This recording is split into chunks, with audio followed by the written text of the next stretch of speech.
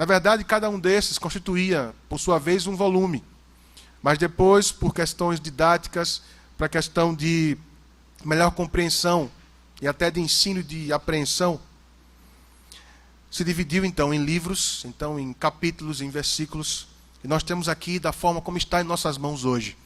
Então, esse primeiro e segundo livro dos reis, eles formavam esse primeiro volume, que relatou a história dos reis de Israel, e também depois, os reis de Judá, quando o reino se dividiu sobre o reinado do filho de Salomão, Roboão. Então, se você observar depois numa leitura, tarefa de casa, claro, você pode observar que no primeiro livro dos reis, do primeiro capítulo até o capítulo 11, se vê ali a história de Salomão, que foi o herdeiro direto ali de Davi ao trono. A história da monarquia davídica, que se vê e se encontra ali no Reino do Norte, em Israel. E depois, no primeiro livro dos reis ainda, a partir do capítulo 12, até o segundo livro dos reis, no capítulo 17. E também aqui na história do Reino do Sul e Judá, que vai dos capítulos 18 até o capítulo 25 do segundo livro dos reis. E há nesses livros também uma boa parte dedicada à biografia de dois profetas, muito usados por Deus, Elias e depois Eliseu. Não se sabe quem escreveu esse livro, mas vemos que é um estilo narrativo, como boa parte das Escrituras. O Senhor decidiu e escolheu dar a sua revelação assim para nós. Tudo o que foi registrado aconteceu e é plena verdade. Evidentemente, há vários detalhes que ficaram de fora. Mas aquilo que o Senhor quis que o mundo conhecesse, soubesse, e que o seu povo também soubesse, foi registrado aqui. Esses livros do Antigo Testamento, eles têm uma importância muito grande para as nossas vidas. Em todos os aspectos. No aspecto pessoal, no aspecto familiar, no aspecto eclesiástico e também social. Estes livros, eles têm caráter histórico, profético e teológico. Eles nos mostram o caminho traçado por Deus para realizar a sua obra de redenção nesse mundo. Porque a maior obra que existe nesse mundo é a obra que Deus começou lá em Gênesis no jardim, a obra de redenção do seu povo. E ele continua efetuando e realizando essa obra no decorrer da história da humanidade. Porque a história da humanidade, na verdade, está compreendida, está dentro da história de redenção de Deus. Então, por que tem um caráter histórico? Porque realmente aconteceu, faz parte da história de salvação de Deus. É fundamental para a nossa fé, porque é verdade. A nossa fé é baseada na verdade da palavra de Deus. Não é novela, não é romance, nem é ficção. O que está escrito aqui é a revelação progressiva de Deus na história da humanidade. Caráter profético, por quê? Porque esses textos históricos são inspirados e contêm a revelação de Deus dada através dos profetas que foram porta-vozes do Senhor no decorrer da história. Homens que anunciaram a sua aliança e a sua salvação entre os povos. Caráter teológico, por quê? Porque os ofícios exercidos pelos reis, profetas e sacerdotes apontavam para a maior de todas as promessas da Escritura, ou das Escrituras, a vinda da semente da mulher, Cristo Jesus, o Senhor, o Messias, o eterno mediador da aliança, que salvaria o seu povo dos seus pecados, restaurando assim a comunhão com Deus e fazendo-os andar com Ele em seus caminhos. A aliança divina, a aliança do Senhor com o seu povo, ela é o tema que permeia todas as narrativas, tanto aqui em 1º e 2º Reis, como as narrativas outras da Escritura. Estes livros descrevem, esse 1º e 2º livro dos Reis, descrevem a decadência de Israel e de Judá até o exílio que eles sofreram, primeiro na Assíria e depois na Babilônia. O que começou tão bem com Salomão, terminou tragicamente na destruição do templo e na dispersão das 12 tribos. No centro da mensagem de 1º e 2º Reis, nós vemos o ofício mediador do rei da aliança, que é Cristo Jesus, o Senhor. Os profetas e sacerdotes tiveram participação importantíssima nessas narrativas, e vocês podem conferir depois numa leitura atenta. Mas é o reinado que se destaca aqui nesses dois livros. Afinal de contas, 1º e 2º livro dos Reis. Há o destaque aqui. Os reis representavam, por sua vez, o Senhor soberano de todas as nações da terra, que é o nosso Deus. Mas esse reino se concentrava ali em Israel e em Judá. Por conta da aliança feita com Davi, que ao observarmos atentamente é a mesma feita com Abraão, os seus sucessores ao trono deveriam exemplificar e tipificar o Filho eterno de Deus, Jesus Cristo, preparando a sua vinda como ser real, divino, como o Rei dos Reis. Mas dos 19 reis registrados aqui, apenas 8 foram fiéis. Josias foi um desses reis que foram fiéis, e ele reinou 31 anos em Judá. Observando aqui a história do reino de Judá, ele foi o segundo reformador deste reino. O primeiro fora o seu bisavô, Ezequias. A missão de Josias foi muito clara. Ele tinha de livrar a terra da idolatria e restaurar a adoração ao Senhor, se quisesse que o seu povo sobrevivesse. Observem comigo então aqui a exposição desse texto, a partir desse tema, a graça de Deus sobre o rei Josias.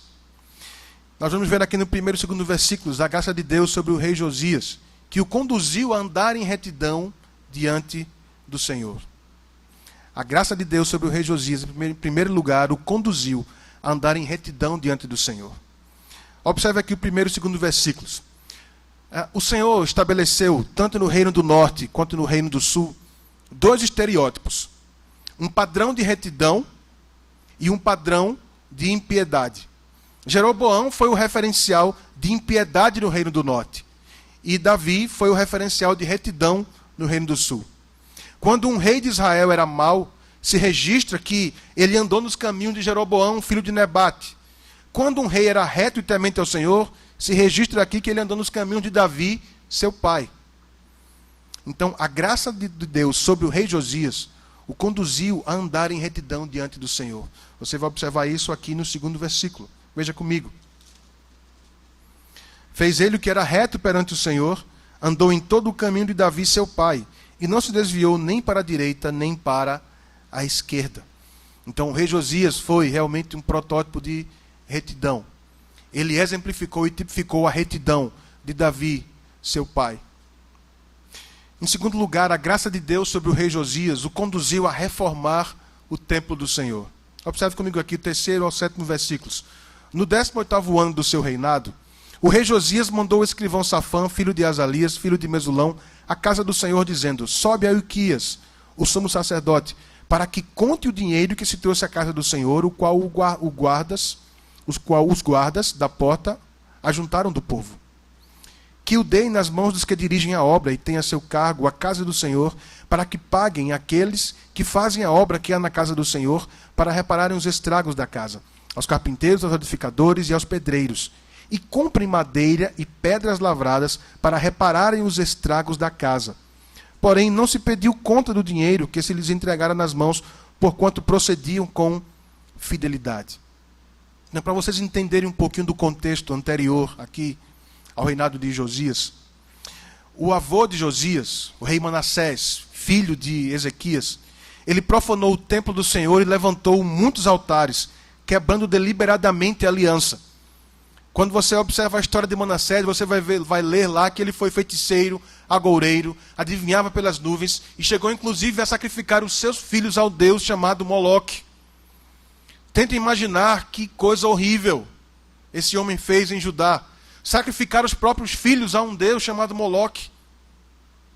Este homem quebrou de todas as maneiras possíveis e impossíveis, digamos assim, a aliança. Ele fez coisas abomináveis no meio do povo de Deus. E por conta disso, ele sofreu as maldições prescritas na aliança e foi para o exílio na Assíria. Lemos que lá ele se arrependeu, se volta ao Senhor. O Senhor o perdoa e o traz de volta ao trono. Você vai poder ler isso com mais calma no segundo livro das Crônicas, no capítulo 33, dos versículos 10 ao 13, e também aqui em 2 Reis, capítulo 21, dos versículos 11 ao 15. Os anos que Manassés teve após ter regressado do cativeiro não foram suficientes para reparar todos os males que ele havia causado à adoração ao Senhor e ao templo em Jerusalém. Seu filho Amon, pai de Josias, demonstra não ter tido muito interesse por isso. Foi um homem mau e que teve apenas 2 anos de reinado. Houve ali uma cilada feita por seus próprios servos que o mataram. E então Josias teve que subir ao trono com tutores, com aqueles que estavam sobre eles, aos 8 anos de idade. Ele então teve que subir ao trono de Judá. Então o rei Josias, em sua missão de livrar o povo da idolatria, restaurar a adoração a Yahvé, começa cuidando das necessidades do templo. E não mede esforços para reparar os estragos feitos pelo seu avô. Se você observar aqui, um resumo, um compacto desse trecho do texto, ele buscou todos os recursos e trouxe as pessoas que tinham capacidade e habilidade para fazer essa obra de restauração. Aqui nesse íntere, eu quero apenas fazer um destaque, nesse 7º versículo. Há um detalhe importantíssimo aqui. Eles não pediam contas aos homens que faziam a obra. E a palavra de Deus nos diz que eles não faziam, porque estes homens demonstravam fidelidade. Estes homens eram fiel. Eles demonstravam aqui, então, integridade e temor ao Senhor. Josias foi muito cuidadoso na supervisão de reforma do templo, de restauração do templo do Senhor. Em terceiro lugar, a graça de Deus sobre o rei Josias o conduziu a encontrar a lei do Senhor. Observe comigo os versículos 8 ao 10. Então disse o sumo sacerdote Ilquias ao escrivão Safã: achei o livro da lei na casa do Senhor.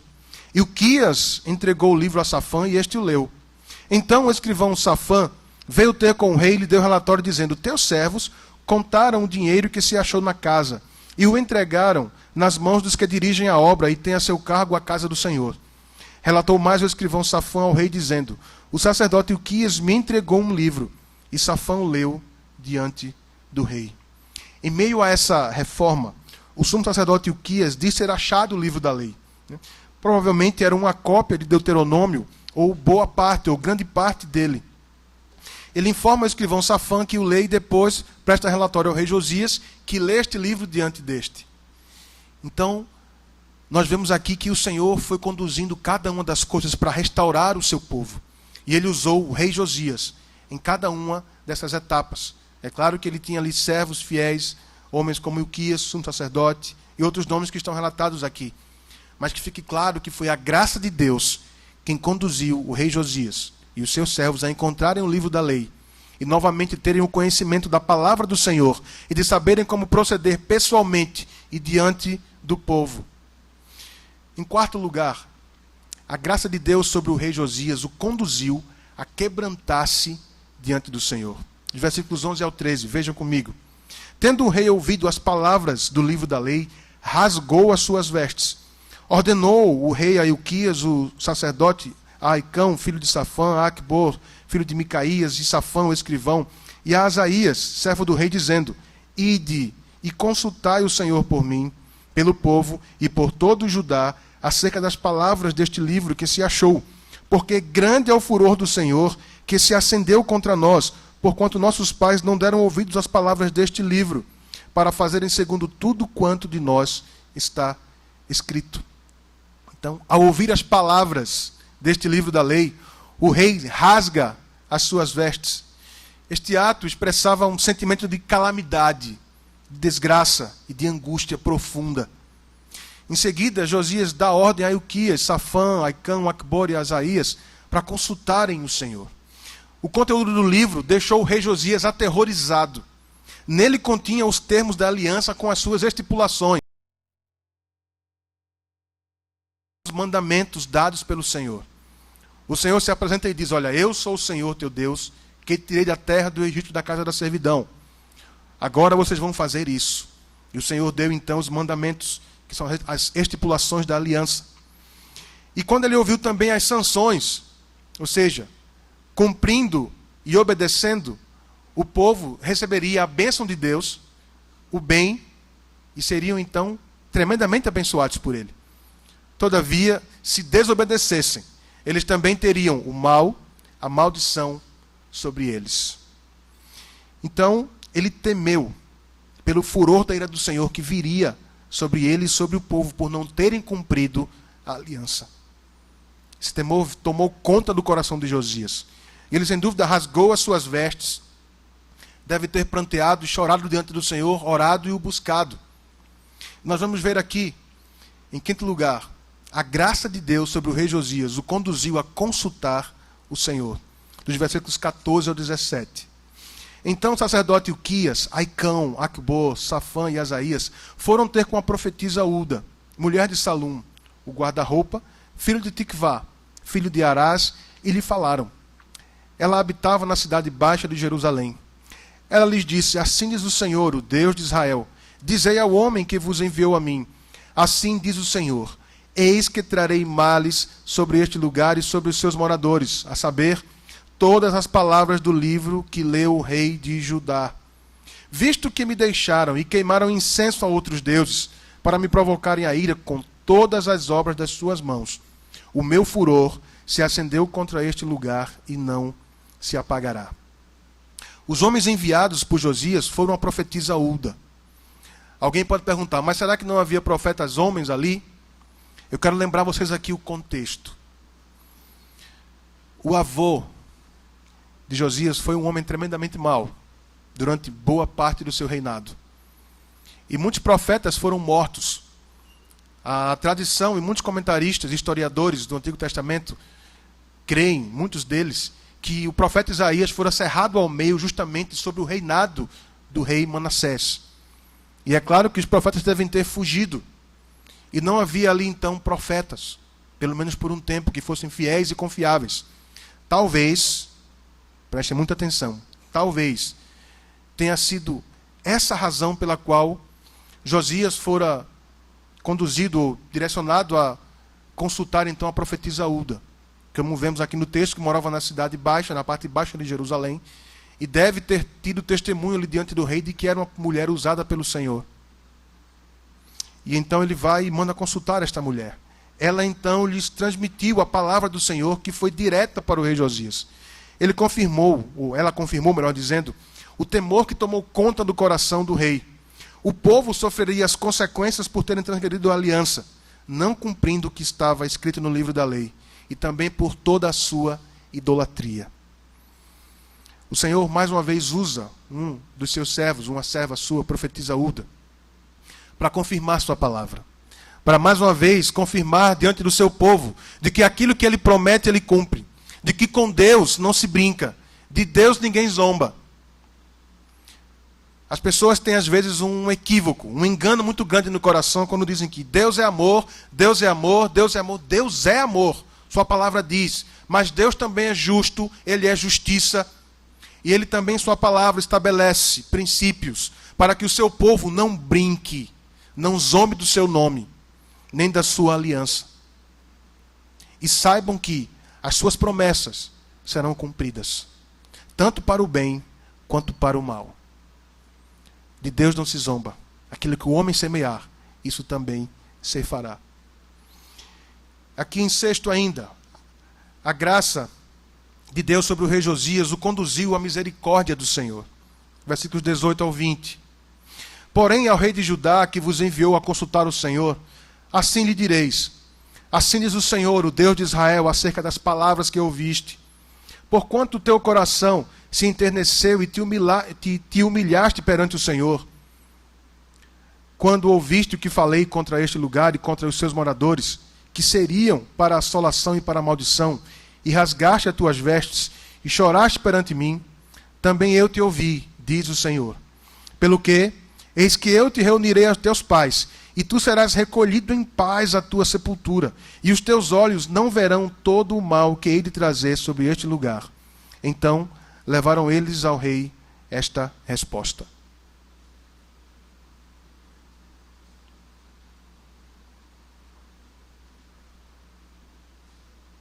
Mas pela misericórdia e graça do Senhor, quanto a Josias, o Senhor foi misericordioso. E ele não passaria pelo cativeiro e por todo o sofrimento que seria imposto ao povo idólatra. No capítulo 23, dos versículos 1 ao 3, o rei Josias conduz o povo a ouvir as palavras da aliança do Senhor, a considerá-las e a segui-las. Veja comigo o capítulo 23. Então deu ordem o rei, e todos os anciãos de Judá e de Jerusalém se ajuntaram a ele. O rei subiu à casa do Senhor, e com ele todos os homens de Judá, todos os moradores de Jerusalém, os sacerdotes, os profetas e todo o povo, desde o menor até o maior. E leu diante deles todas as palavras do livro da aliança, que foram encontrados na casa do Senhor.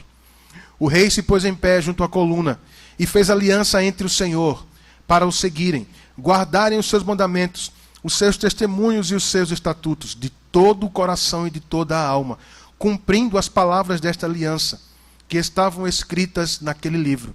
E todo o povo anuiu a esta aliança. Ao observarmos no livro de Deuteronômio, no capítulo 17, dos versículos 14 ao 20, eu vou apenas comentar o que está lá, você pode ler, se quiser, pode conferir aí. Mesmo não tendo ainda um rei sobre eles, o Senhor ali prescreveu como deveria ser a atuação de um rei. Ele deveria ser ungido do meio dos seus irmãos, do meio do povo. Ele deveria ter uma cópia da lei para nela meditar, conhecer e andar de maneira reta diante do Senhor, sabendo que o povo não era dele, mas era o povo do Senhor. Então Josias cumpre o que nós vemos ali, esta prescrição em Deuteronômio. Ele então, a partir dali, começou agora a conhecer o livro da lei e também o transmite ao povo. Faz com que o seu povo conheça novamente, ou reveja novamente a lei do Senhor, as palavras do Senhor. Ele fez com que o povo ouvisse de novo a lei e os mandamentos do Senhor, para que por eles vivesse. Nós vemos também, no capítulo 23 ainda, dos versículos 4 ao 20, que ele conduziu uma grande obra de reforma espiritual, como continuidade do que vem acontecendo no capítulo 22. A responsabilidade e a missão que ele tinha de restaurar o templo do Senhor e a adoração ao Senhor. Então, isto incluiu uma grande reforma, não só de coisas, mas também de pessoas. Porque o Senhor deu estes 3 ofícios para que ali, através desses ofícios, ele guiasse o seu povo. Do rei, para ser o homem de guerra, para trazer paz e proteger o seu povo. Do profeta, para que ouvisse a palavra do Senhor e a transmitisse ao seu povo. A do sacerdote, para que intercedesse ao Senhor pelo povo, para que sacrificasse diante do Senhor pelos seus pecados e pelos pecados do povo. Esses ofícios eram cumpridos aqui então pelo povo, ou diante do povo. E estes 3 ofícios apontam para Cristo, que é o nosso Rei, profeta e eterno sumo sacerdote. Então nós vemos que essa obra de Josias foi uma grande obra. E ele colocou todo o seu coração e toda a sua força para cumprir esta missão. E você vai ver no capítulo 23 ainda, dos versículos 4 ao 20, que ele conduziu essa obra de reforma espiritual. Ele purificou a casa do Senhor e derribou todos os altares e postes ídolos. Matou, ouçam isso, matou todos os sacerdotes dos altos e reorganizou o serviço levítico. Aqueles que não eram sacerdotes do povo, que eram talvez feiticeiros, agoureiros, estavam sacrificando a outros deuses, foram mortos pelo rei Josias para a purificação da adoração do povo de Deus. Josias fez algo semelhante ao que Cristo fez quando purificou o templo em Jerusalém. Ele tipificou Cristo, como deveria ter acontecido com cada um dos sucessores de Davi no trono de Judá.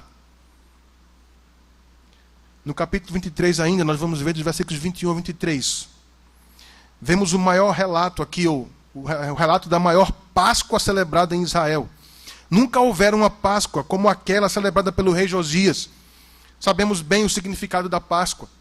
Ela aponta para Jesus Cristo, nosso Cordeiro Pascal, o Cordeiro de Deus que tira o pecado do mundo. Porque desde o Êxodo, quando ela foi instituída, a promessa do Senhor foi confirmada ali, de que ele enviaria a semente da mulher, o seu filho, que seria o sacrifício último e definitivo pelos pecados do seu povo. O Senhor usou Josias para abolir toda a idolatria do meio do seu povo naquela época.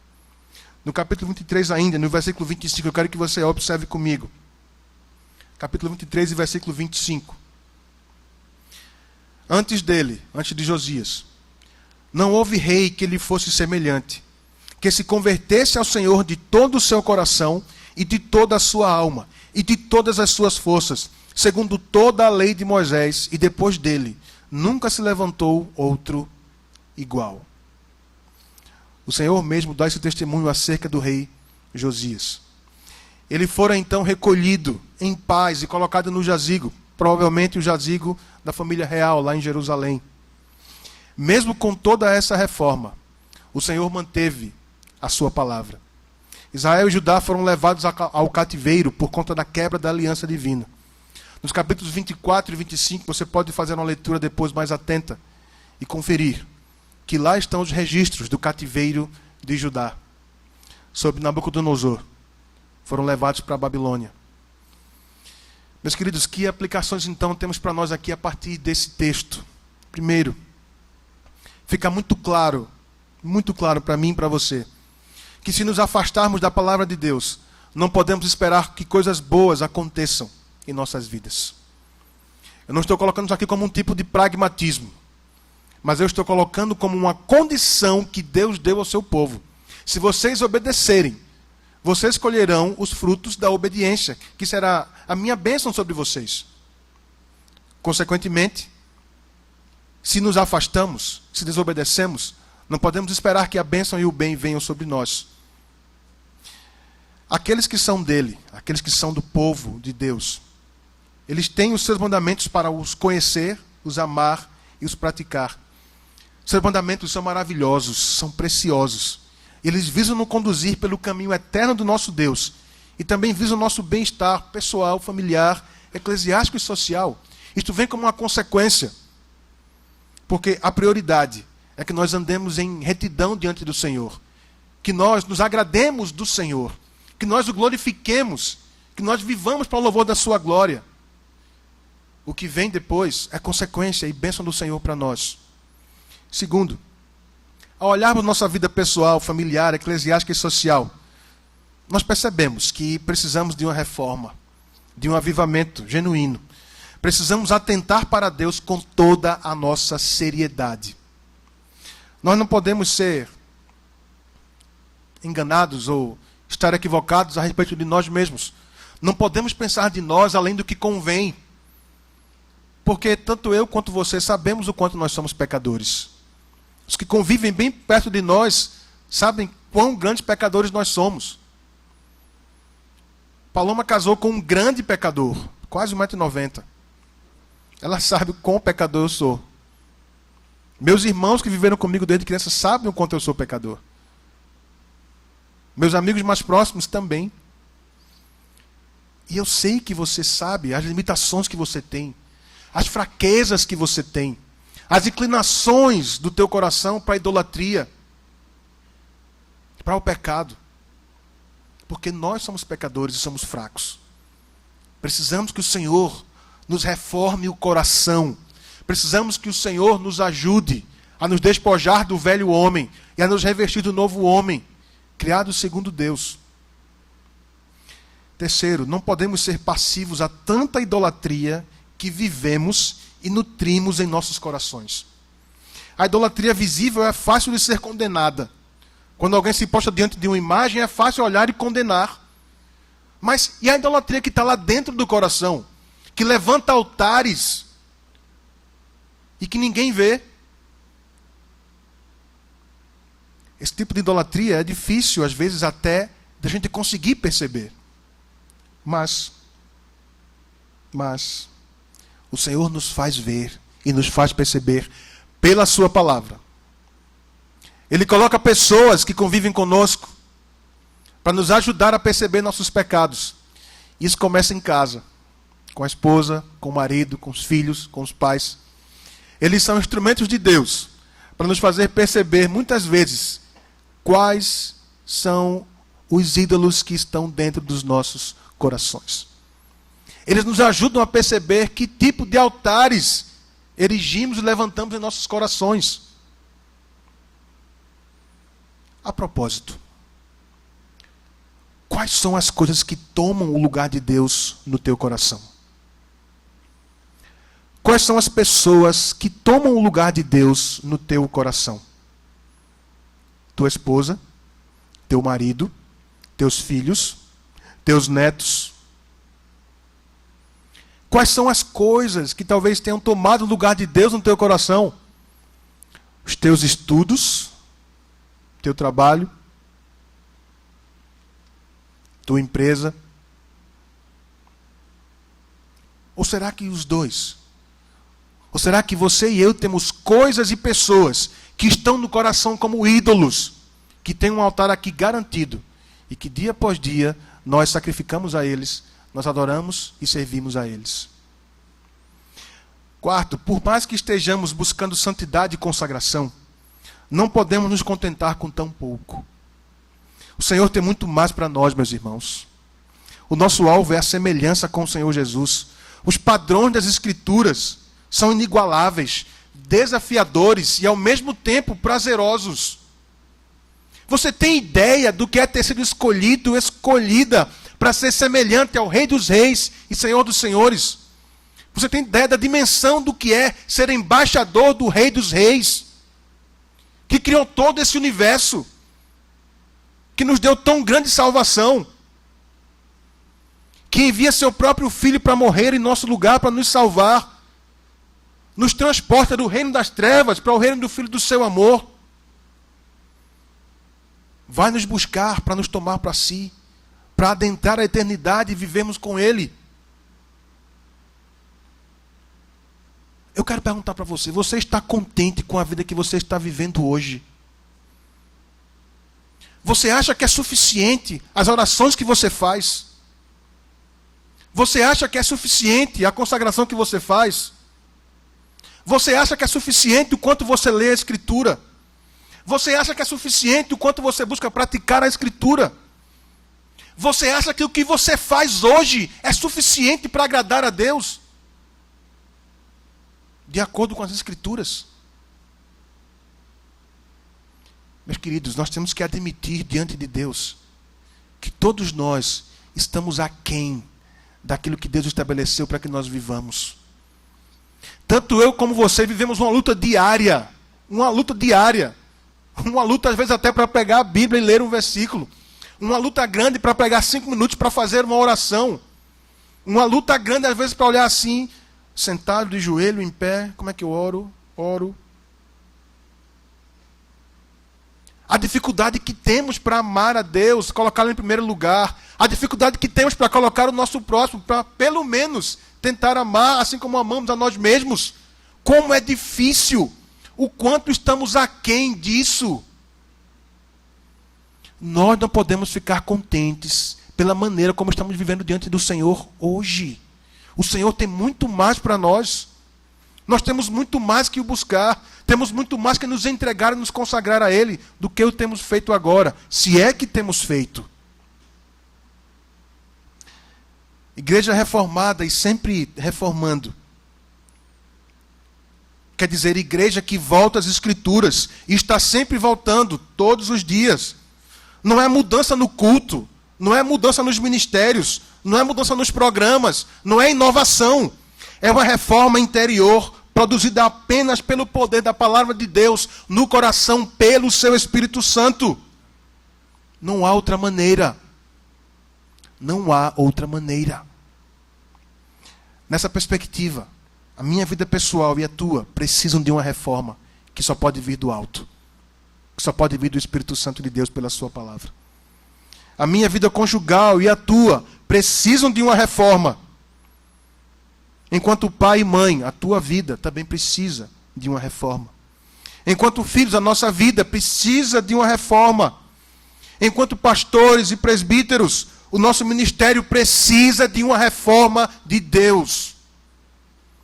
Não podemos nos contentar com aquilo que vivemos, achando que está muito bom. Glória a Deus, aleluia e amém. Somente com o livro da lei, com a palavra de Deus, pela sua graça e poder do alto, é que podemos ter o coração e a vida prática realmente reformados e transformados pelo Senhor. Nós não precisamos que ninguém ache o livro, assim como Josias precisou. Às vezes o que precisamos é de alguém que nos ajude a encontrar porque a gente perdeu, ou porque a gente guardou e não sabe aonde está. Talvez seja esse o seu caso. Mas, de acordo com Deuteronômio, no capítulo 30, versículos 11 a 14, os seus mandamentos estão próximos de nós. Eles estão perto. Eles não estão além do mar, para que ninguém diga que eu não posso ir lá buscar. Nem estão lá acima nos céus, onde alguém diga, olha, eu não posso voar até lá e pegar. Mas ele está perto de ti, da tua boca e do teu coração, assim como do meu também. Talvez você esteja pensando, a minha vida está desabando. Talvez alguém aqui esteja com um casamento desabando, indo de mal a pior.